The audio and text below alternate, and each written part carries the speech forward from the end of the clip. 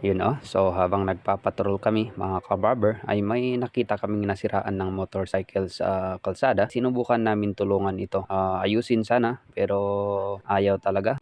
No choice talaga. Hindi na namin. Tinulungan na namin ang may-ari ng motorcycle na dalhin sa malapit na motorcycle shop para ayusin ang kanyang motorcycle. Okay, so ayun, binuhat na namin mga kaibigan at dinala namin sa Barangay Ubaw, Aguinaldo, Ifugao para ipaayos ang kanyang motorsiklo. Alright, so andito na nga kami mga kabarber dito sa Barangay Ubaw. Bababa na namin ang motorsiklo. So ganyan ang ating kapulisan sa 2nd Ifugao Provincial Mobile Force Company. Handang tumulong mga kaibigan. So pagka nakakita kayo ng pulis, huwag kayong mahiya o matakot na magpatulong. Most especially sa mga ganitong bagay na manpower, wag lang sa pera.